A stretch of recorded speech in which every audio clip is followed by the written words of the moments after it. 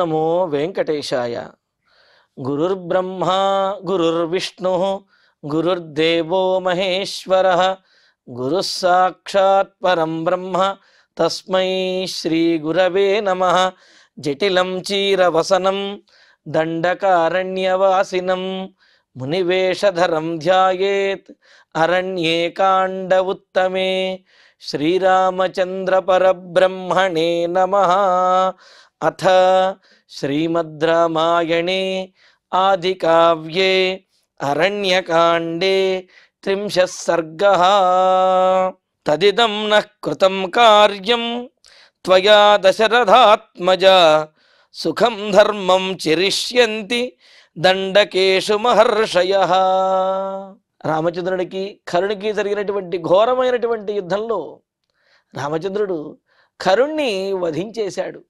ఆ వధించడం కూడా అవలీలగా వధించాడు అని, పరాక్రమంతో వధించాడు అని, అప్రతిహతమైనటువంటి తన శరంతో వధించాడు అని ఆ రాముని యొక్క పరాక్రమాన్ని అందరూ కూడా మరి సిద్ధులు, చారణులు, విద్యాధరులు మొదలైనటువంటి వారు, దేవగణాలు, అలాగే మహర్షులు వీళ్ళందరూ కూడా చూశారు. ఆ తరువాత కరుడు ఎప్పుడైతే వధించబడ్డాడో ఇంకా అప్పుడు మహర్షులందరూ కూడా చేరి మనం రామచంద్రుణ్ణి ఏ కారణంగా అయితే ఈ ప్రాంతానికి తీసుకువచ్చామో ఆ ప్రయోజనం అనేది నెరవేరినది అని రాముడిని కీర్తిస్తూ, రామచంద్ర, మేమందరము కూడా నిన్ను ఈ ప్రాంతానికి తీసుకురావడానికి కారణం ఇక్కడ ఉన్నటువంటి రాక్షసులందరినీ కూడా నీవు వధించాలని, మరి మేము అనుకున్నటువంటి ఆ ప్రయోజనం నీ వల్ల పూర్తిగా నెరవేరిందయ్యా. కావున ఇక్కడికి రావటము, నీ అరణ్యవాసము ఇవి సార్థకమైనట్లే అని చెప్పి అంటూ, ఇంకా నీవు చేసినటువంటి ఈ ఘనకార్యము ద్వారా ఇక్కడ ఎంతమంది మహర్షులు ఆనందిస్తారో తెలుసా? మహర్షులకు దండకారణ్యంలో ప్రవేశించినటువంటి సందర్భంలో మహర్షులకు ఇచ్చినటువంటి మాట ఏదైతే ఉన్నదో, ఆ మిమ్మల్ని ఇబ్బంది పెట్టేటటువంటి, హింసించేటటువంటి రాక్షసులందరినీ కూడా వధిస్తాను అని చెప్పి ఆ మాట నీవు నిలుపుకున్నావు.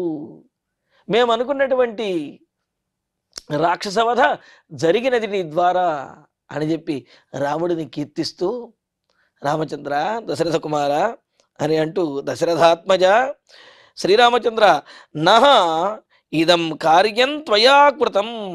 మాకు సంబంధించినటువంటి ఈ కార్యాన్ని, అంటే ఇక్కడ రాక్షసులను సంహరించడం అనేది రాముని యొక్క పని కావున రాముడి పని రాముడు చేశాడు అని చెప్పి వీళ్ళు అనడం లేదు.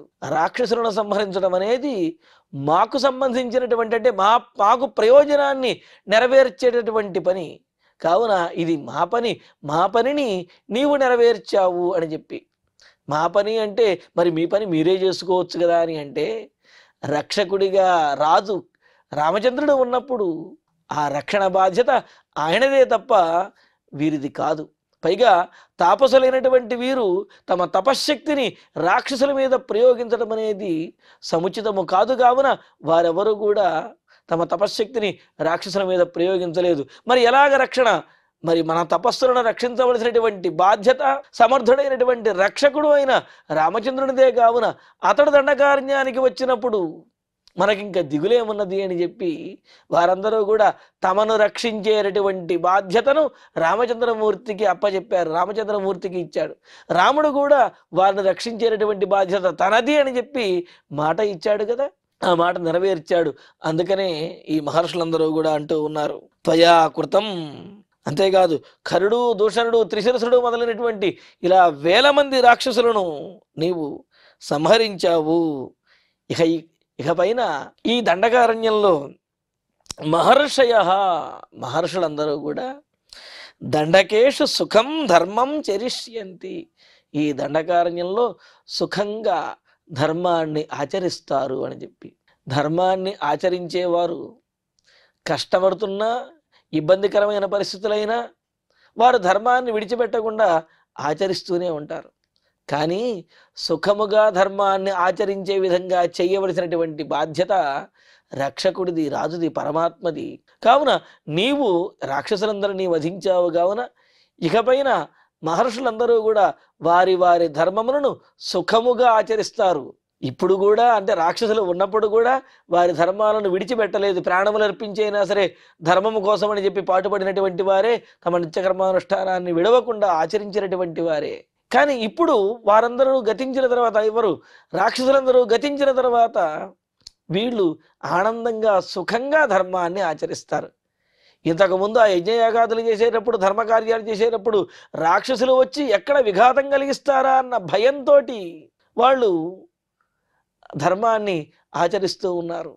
కానీ ఇప్పుడు అలా విఘ్నం అనేది జరగదు, కావున ఆనందంగా ధర్మాన్ని ఆచరిస్తారు అని చెప్పి అంటూ ఇంకా చెబుతున్నారు. ఏతస్మిన్నంతరే దేవాః చారణైః సహ సంగతాః దుందుభీంశ్చాభినిఘ్నంతః పుష్పవర్షం సమంతతః రామస్యోపరి సంహృష్టాః వవృషుః విస్మితాస్తదా. ఇంతలో ఈ మహర్షులందరూ కూడా ఈ విధంగా రాముడిని కీర్తిస్తూ, రాముడికి ధన్యవాదాలు చెబుతూ, ఆ ఘనకార్యాన్ని పొగుడుతూ ఉన్నంతలో ఇంకా దేవగణాలు కూడా అక్కడికి కొంతమంది వచ్చారు. ఇంతలో దేవతలు, చారణులు, సిద్ధులు మొదలైనటువంటి వారితో కూడిన దేవతలు అక్కడికి వచ్చి ఇంకా శ్రీరామచంద్రుడితోటి మాట్లాడుతున్నారు. దేవాహ చారణై సహ, శ్రీరామచంద్రుని యొక్క ఘనకార్యాన్ని గురించి కీర్తిస్తూ ఉన్నారు. చారణై సహ, చారణులతో కూడి సంగతాహ, కలిసినటువంటి వారై దేవతలందరూ కూడా వచ్చి ఆకాశంలోనే ఉండి వారు రాముని యొక్క గుణవైభవాన్ని, ఆ పరాక్రమాన్ని, కీర్తిని కూడా వాళ్ళు ఆ విధంగా చెప్పుకుంటూ పొగుడుతూ పుష్పవర్షాన్ని కురిపించడానికి సిద్ధమవుతూ ఉన్నారు. సంగతాః తదా విస్మితాః, ఆశ్చర్యపోతున్నారు అక్కడికి వచ్చిన వారందరూ కూడా.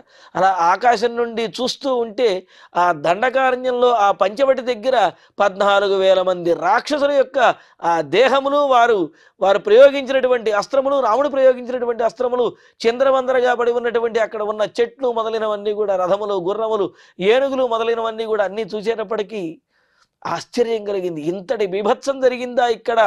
ఇంత దారుణమైనటువంటి యుద్ధం జరిగిందా? ఆ యుద్ధంలో ఒక్కడే రామచంద్రుడు ఇంతమందిని ఓడించాడా అని చెప్పి అందరూ ఆశ్చర్యపోతూ సంహృష్టాః, ఎంతో అంటే రోమాంచితమయ్యేంతటి ఆనందాన్ని పొందినటువంటి వారై దుందుభీరు దేవదుందుభులను మోగించారంటే పెద్ద పెద్ద నగారాలు, పెద్ద పెద్ద మధ్యల వంటివి, అలాగే ధన్ ధన్ అని మోగేటటువంటి అంటే ఉత్తేజపరిచేటటువంటి దుందుభిలు ఏవైతే ఉంటాయో వాటినన్నిటినీ కూడా వారు మోగిస్తూ శబ్దం చేస్తూ అభినిఘ్నంతః, వాటిని ప్రయోగిస్తూ ధనింపజేస్తూ రామస్యోపరి సమంతతః పుష్పవర్షం వవృషుః, రాముని మీద అన్ని వైపుల నుండి, ఆకాశం నుండి వారు పుష్పవర్షాన్ని కురిపిస్తున్నారు. దేవతలు, సిద్ధులు, చారణులు వీళ్ళందరూ కూడా. అంటే రాముడు చేసినటువంటి పని దేవతలకు కూడా ఆశ్చర్యాన్ని, అదే రోమాంచితమయ్యేంతటి ఆనందాన్ని కూడా కలగజేసింది. ఇంకా వారు ఆ పుష్పవర్షాన్ని కురిపించి ఆనందిస్తూ ఉన్నారు. అర్ధాధిక ముహూర్తేన రామేణ నిశితైశ్వరైః 14 సహస్రాణి రక్షసాం భీమకర్మణాం. ఇక్కడ 2 శ్లోకాలకి ఒకే అన్వయం, అందుకని తర్వాత శ్లోకం కూడా చెప్పుకుందాం. ఖరదూషణ ముఖ్యానాం నిహతాని మహాహవే అహోబత మహత్కర్మ రామస్య విదితాత్మనః. రాముని యొక్క ఆ పరాక్రమాన్ని మరింతగా కీర్తిస్తూ ఉన్నారు. చూస్తూ జరిగినటువంటి యుద్ధం ఎంత ఘోరమైనదో, భయంకరమైనదో వాళ్ళకి అర్థమైంది ఆ ప్రాంతాన్ని చూస్తేనే. పోనీ సమయం ఏమైనా చాలా ఎక్కువగా రోజుల తరబడి జరిగిందే అంటే లేదు. అర్ధాధిక ముహూర్తేన, 1.5 ముహూర్త కాలంలో ఈ జరగవలసిందంతా కూడా, చేయవలసినటువంటి యుద్ధం అంతా చెయ్యటం, అందరినీ వధించడం అనేది జరిగినది అన్నారు. ఏమిటి ఈ ముహూర్త కాలము అని అంటే, ఒక ఘడియకు 60 విఘడియలు, అంటే 60 విఘడియలు ఒక ఘడియ. అటువంటి 60 ఘడియలు ఒక రోజు అనుకుంటే, ఒక రోజుకి 30 ముహూర్తములు. అంటే ఇప్పుడు 60 ఘడియలు ఒక రోజు, ఒక రోజుకి 30 ముహూర్తములు అంటే కనుక ఒక ముహూర్తానికి 2 ఘడియల కాలం. మరి ఘడియ అంటే ఎంత అంటే 24 నిమిషములు చెప్పారు. కావున 24 నిమిషములు ఒక ఘడియ, 2 ఘడియలు ఒక ముహూర్తము. ఇక్కడ 1:30 ముహూర్తము అని అంటే గనక ఒక ముహూర్తానికి 2 ఘడియలు, అరముహూర్తం అంటే గనక 1 ఘడియ, మొత్తం 3 ఘడియలలో రాముడు వీరందరినీ కూడా, రాక్షసులందరినీ కూడా వధించాడు. 3 ఘడియలు అంటే 72 నిమిషాలు. ఆ 72 నిమిషాల్లో రాముడు ఇంతమందిని వధించడం అందరికీ కూడా ఆశ్చర్యాన్ని కలుగజేసింది. అంటే వేగంలోనూ, మహిమలు చూపించడంలోనూ, శత్రువుల మీద దాడి చేయడంలోనూ దేవతలు తాము గొప్పవారు అని చెప్పి అందరూ అనుకునేది. దేవతలకు ఉన్నటువంటి లక్షణం కూడా అదే. ఆ శక్తి దేవతలకు ఉంటుంది. కానీ అటువంటి దేవతలే రాముని యొక్క శక్తిని చూచి ఆశ్చర్యపోతున్నారు అంటే మరి రామచంద్రుని యొక్క పరాక్రమం ఎంతదని చెప్పగలం.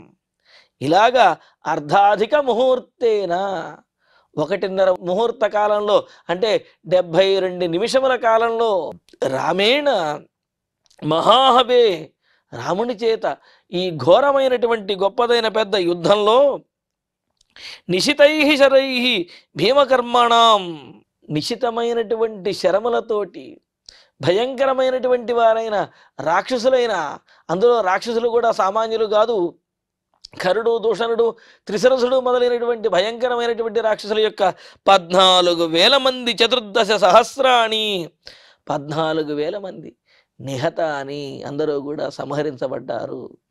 ఇలాగా ఖరదూషణాదులు మొదలైనటువంటి 14,000 మంది రాక్షసులు రాముని చేతిలో వధించబడ్డారు అని చెప్పి అనుకుంటూ విదితాత్మనః రామస్య మహత్ బలం, అయ్యో బాబోయ్ రాముని యొక్క ఇంత గొప్ప బలం ఎవరు ఊహించలేము కదా. అంటే రాముడు బలవంతుడు అనే విషయం అందరికీ తెలిసిందే. కానీ ఆ బలం ఇంత బలం ఉంటుంది అని చెప్పి ఎవరు ఊహించరు కదా. సహజంగా కూడా ఏనుగు బలమైనది అనే విషయం మనందరికీ తెలిసిందే. కానీ మనం ఊహించనంతటి బలాన్ని గనక ఏనుగు ప్రదర్శించింది అంటే అప్పుడు ఆహాని ఆశ్చర్యం కలుగుతుంది. ఇక్కడ దేవతలందరికీ ఆశ్చర్యం కలిగింది. అహోబత, అయ్యయ్యో ఎంత ఆశ్చర్యం, ఎంత ఆశ్చర్యకరమైనటువంటి సన్నివేశం.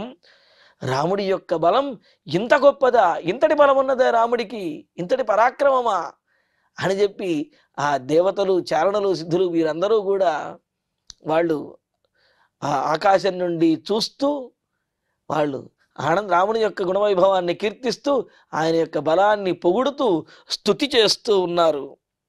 అహో వీర్యమహోదాక్ష్యం విష్ణోరివహి దృశ్యతే ఇత్యేవ ముక్త్వా తే సర్వే యయుర్దేవా యథాగతం.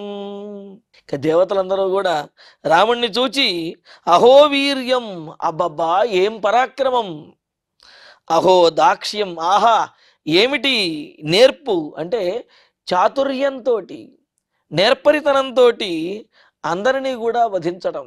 ఏదో ఒకరితో యుద్ధం చేయడము అంటే కాదు, అందరినీ వధించడము, తనను తాను రక్షించుకుంటూ అందరినీ వధించడం అనేది.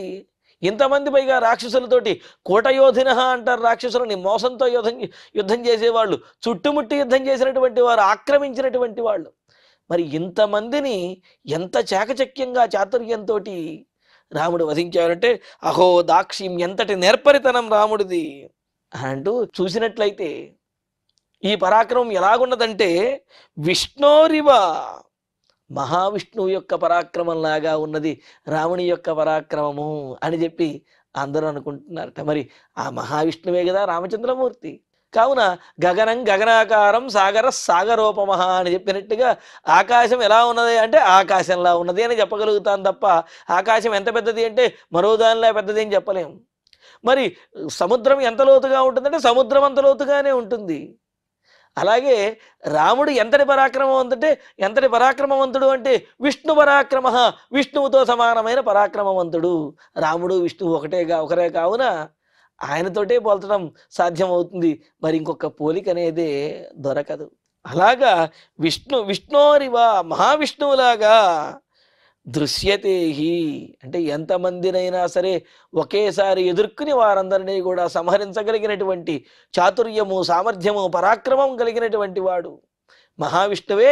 అంతటి పరాక్రమం ఈ రామచంద్రునిలో ఉన్నది అని చెప్పి రాముణ్ణి కీర్తిస్తూ దృశ్యతేహి ఇత్యేవం ముక్త్వా, ఈ విధంగా రాముడి యొక్క పరాక్రమాన్ని విష్ణు పరాక్రమంగా వాళ్ళు కీర్తించి వాళ్ళందరూ కూడా తే దేవాహ సర్వే యథాగతం యయుహు, ఆ దేవతలందరూ కూడా తాము వచ్చినటువంటి ప్రదేశాలకు, అంటే తాము వచ్చి అక్కడ నుండి మరలా తమ తమ ప్రదేశాలకు వెళ్ళిపోయారంటే రాముణ్ణి కీర్తించి రాముడి మీద పూల వర్షాన్ని కురిపించి ఇంతటి పరాక్రమం అది విష్ణు పరాక్రమమే అని చెప్పి పొగిడి ఇంకా తమ తమ స్థానాలకు ఆయా దేవతలందరూ కూడా వెళ్ళారు.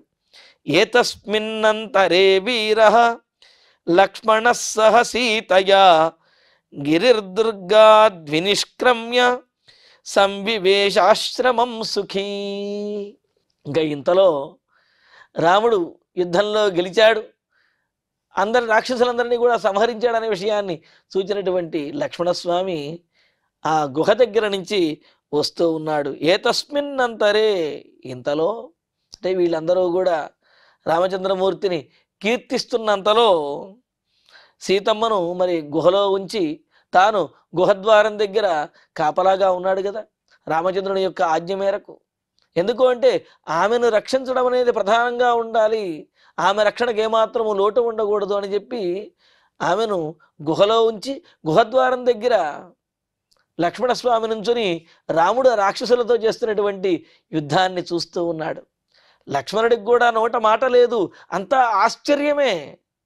అంత ఆశ్చర్యంగా చూస్తూ ఉంటూ ఇంకా రాముడి యుద్ధంలో గెలిచిన తర్వాత వీరందరూ కీర్తిస్తూ ఉండగా అంతలో సీతయా సహా గిరిదుర్గాత్ వీరహ లక్ష్మణ, వీరుడైనటువంటి లక్ష్మణుడు సీతయా సహా సీతాదేవితో కూడి సీతాదేవితో కలిసి ఆమెను తీసుకుని రామచంద్రమూర్తి దగ్గరికి వస్తూ ఉన్నాడు.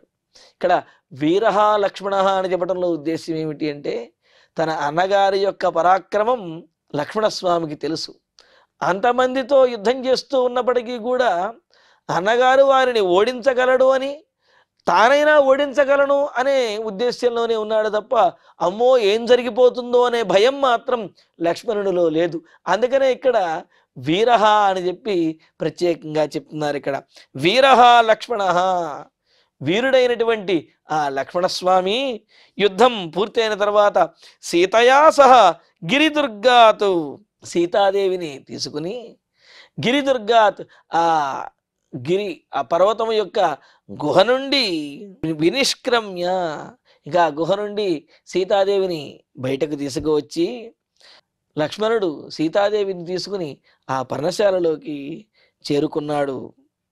ఇక్కడ 14,000 మంది రాక్షసులు రాముడి మీద దాడి చేస్తే ఏమాత్రము సంకోచించకుండా సీతాదేవి యొక్క రక్షణను ప్రధానంగా చెప్పి ఆమెను ఆ గుహలో ఉండమని చెప్పి రక్షణగా లక్ష్మణస్వామిని పెట్టి రాముడు బయట యుద్ధం చేస్తూ ఉంటే సీతాదేవి మనస్సు కలవరపడుతూ ఉన్నది. రాముడి యొక్క పరాక్రమం గురించి నమ్మకం ఉన్నప్పటికీ కూడా అతిస్నేహ పాపశంకి అని చెప్పినట్లుగా ఎవరి మీదైతే మనకు అమితమైనటువంటి ప్రేమ ఉంటుందో వారికి ఏమైనా అవుతుందేమోనన్న బాధ మన మనసులో తొలచి వేస్తూ ఉంటుంది. మరి అలాగా ఈ యుద్ధం జరిగినటువంటి ఈ 3 ఘడియల కాలము కూడా సీతాదేవి ఆ గుహలో ఉండటం వల్ల బయట ఏం జరుగుతుందో పూర్తి వివరం అనేది తెలియక ఆమె బెంగతో ఉన్నది. కానీ ఆ యుద్ధము రామచంద్రుడు గెలిచాడు అని చెప్పి లక్ష్మణస్వామి ఆ ఆశ్రమం దగ్గరికి పర్ణశాల దగ్గరకు తీసుకువచ్చేటప్పటికీ ఆమె ఎంతో సుఖంగాను ఆనందంగాను అనిపించింది. ఆ విధంగా ఆనందంగా ఆశ్రమంలోకి ప్రవేశించింది ఆమె. తతో రామస్తు విజయీ పూజ్యమానో మహర్షిభిః ప్రవివేశాశ్రమం వీరః లక్ష్మణేనాభిపూజితః. ఇంకా లక్ష్మణస్వామి అభినందిస్తూ అభివందిస్తూ అంటే నమస్కారం చేస్తూ అభినందన చేస్తూ అన్నయ్య మీ పరాక్రమానికి తగినటువంటి యుద్ధాన్ని మీరు చేశారు, మీ పరాక్రమానికి తగినటువంటి అవకాశం అనేది వచ్చింది అన్నట్లుగా మరి లక్ష్మణస్వామి నమస్కారం చేస్తూ రాముడిని పొగుడుతూ ఉంటే విజయీ వీరహ రామ, విజయాన్ని పొందినటువంటి వాడైన వీరుడైనటువంటి ఆ రామచంద్రుడు మహర్షిభిః పూజ్యమాన, మహర్షులందరి చేత కూడా పూజించబడుతూ వారందరి చేత కూడా కీర్తించబడుతూ ఉన్నటువంటి ఆ రామచంద్రుడు లక్ష్మణేన అభిపూజిత, లక్ష్మణుడు మరింత గొప్పగా వారందరూ పొగడటము, వారందరూ కీర్తించడం ఒక ఎత్తు అయితే, లక్ష్మణుడు తన చూపులతోటి, తన చేష్టలతోటి, తన నమస్కారములతోటి రాముణ్ణి పూజించడం మరి ఒక ఎత్తు అన్నమాట. దానితోటి ఇంకా అభిపూజిత, లక్ష్మణుడు రాముడికి ఎదురుగా వచ్చి అభినందిస్తూ నమస్కారం చేస్తూ అలా పూజిస్తూ ఉండగా ఆశ్రమం ప్రవివేశ, రామచంద్రుడు తన ఆ పర్ణశాలలోకి, సీతాదేవి ప్రవేశించినటువంటి తమ పర్ణశాలలోకి రామచంద్రమూర్తి కూడా అక్కడికి ప్రవేశించాడు. మరి అక్కడికి ప్రవేశించిన తర్వాత ఎంతో బెంగగా ఉన్నటువంటి సీతాదేవి, రాముడు అంతమంది రాక్షసులతో యుద్ధం చేస్తూ ఉంటే రాముడికి ఏమైపోతుందో అని చెప్పి దిగులు పడినటువంటి సీతాదేవి, అందులోనూ యుద్ధం జరుగుతున్నంతసేపు కూడా ఆయనను చూడకుండా దూరంగా ఉండి పూర్తి వివరాలు తెలియకుండా బెంగపడినటువంటి సీతాదేవి మరి పర్ణశాలలోకి వచ్చినటువంటి ఆ రాముడిని చూచేటప్పటికీ చాలా విశేషంగా రాముడిని అభినందించింది, కీర్తించింది. నిన్ను మించినటువంటి మొనగాడికి ఈ ప్రపంచంలో లేడు అన్నట్లుగా ఆమె ఆ విధంగా అభినందించింది. ఎలాగో చూడండి. తం దృష్ట్వా శత్రుహంతారం మహర్షీణాం సుఖావహం బభూవ హృష్ట వైదేహి భర్తారం పరిషష్వజే. అలాగా వైదేహి, విదేహ రాజకుమార్తె అయినటువంటి సీతాదేవి, అంటే రాజనీతి, యుద్ధరీతి ఇవన్నీ కూడా తెలిసినటువంటిది సీతాదేవి. అందుకనే యుద్ధంలో ఏదైనా జరగవచ్చును, కానీ రాముడు యుద్ధంలో జయిస్తాడు అనే నమ్మకం ఉన్నప్పటికీ కూడా ఏం జరుగుతుందో అన్న చిన్నపాటి భయం అనేది ఉంటుంది కదా భార్యకు. మరి అలాగా భయపడుతూ ఉన్నప్పటికీ కూడా విదేహరాజ కుమార్తె అవ్వడం వల్ల గంభీరంగా యుద్ధం పూర్తయ్యే వరకు కూడా ఆ గుహలోనే ఉండగలిగింది ఆమె. అలా అటువంటిదైన వైదేహి సీతాదేవి శత్రుహంతారం, శత్రువులను పరిమార్చినటువంటి వాడు, సంహరించినటువంటి వాడు అయిన రామచంద్రుణ్ణి, పైగా రాముని యొక్క పరాక్రమాన్ని ఇంతకుముందు విని ఉన్నది, ఆ శివధనుర్భంగ సమయంలో ఒకసారి చూచి ఉన్నది తప్ప ప్రత్యక్షంగా ఆమె చూడలేదు.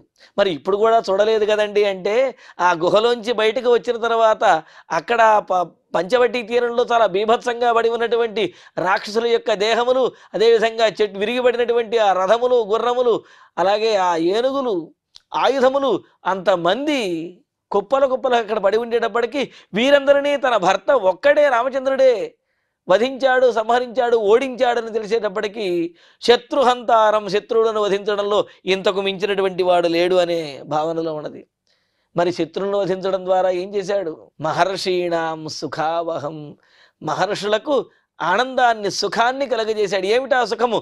తమ తమ నిత్యకర్మానుష్ఠానములను, తమ తమ ధర్మములను తాము సవ్యంగా ఆచరించేటటువంటి సుఖాన్ని అందించినటువంటి వాడైన రామచంద్రమూర్తిని, తం భర్తారం, తన భర్త అయినటువంటి ఆ రామచంద్రమూర్తిని దృష్ట్వా, చూచి, హృష్ట అంటే కనులారా ఒక్కసారి ఆ రాముని యొక్క దివ్యమంగళ విగ్రహాన్ని చూచి, హృష్ట రోమాంచితమయ్యేంతటి ఆనందంతో ఉన్నటువంటి సీతాదేవి పరిషష్వజే, ఆ రామచంద్రమూర్తిని ఆమె గట్టిగా కౌగిలించుకున్నది, అలా అభినందించింది. మరి శ్లోకంలో మరిన్ని విశేషాలు ఉన్నాయి. ఆ విశేషాలను తరువాతి ప్రవచనంలో తెలుసుకుందాము. ఇక ఇప్పుడు శ్లోకాలను పారాయణ చేసుకుందాము. తదిదం నః కృతం కార్యం త్వయా దశరథాత్మజ సుఖం ధర్మం చిరిష్యంతి దండకేషు మహర్షయః ఏతస్మిన్నంతరే దేవాః చారణైః సహ సంగతాః దుందుభీంశ్చాభినిఘ్నంతః పుష్పవర్షం సమంతతః రామస్యోపరి సంహృష్టా వవృషుః విస్మితాస్తదా అర్ధాధిక ముహూర్తేన రామేణ నిశితైః శరైః చతుర్దశ సహస్రాణి రక్షసాం భీమకర్మణాం ఖరదూషణ ముఖ్యానాం నిహతాని మహాహవే అహోబత మహత్కర్మ రామస్య విదితాత్మనః అహో వీర్యమహోదాక్ష్యం విష్ణోరివ హి దృశ్యతే ఇత్యేవ ముక్త్వా తే సర్వే యయుర్దేవా యథాగతం ఏతస్మిన్నంతరే వీరః లక్ష్మణः సహ సీతయా గిరిదుర్గాద్వినిష్క్రమ్య సంవివేశాశ్రమం సుఖీ తతో రామస్తు విజయీ పూజ్యమానో మహర్షిభిః ప్రవివేశాశ్రమం వీరః లక్ష్మణేనాభిపూజితః తం దృష్ట్వా శత్రుహంతారం మహర్షీణాం సుఖావహం బభూవ హృష్టా వైదేహీ భర్తారం పరిషష్వజే.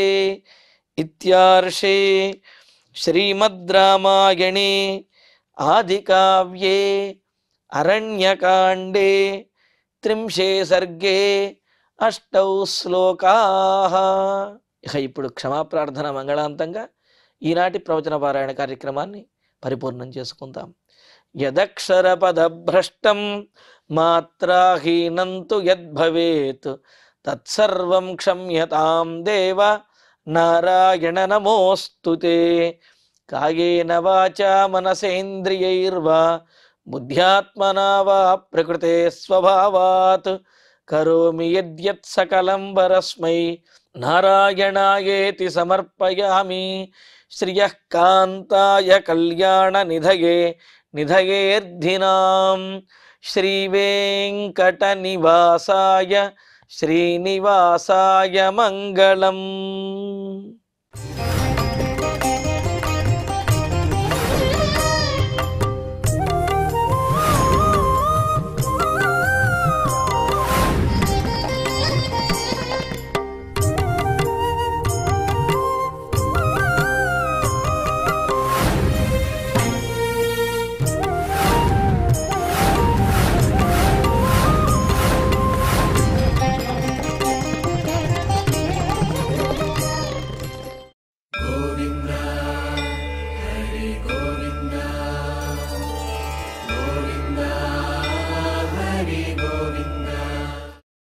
Oh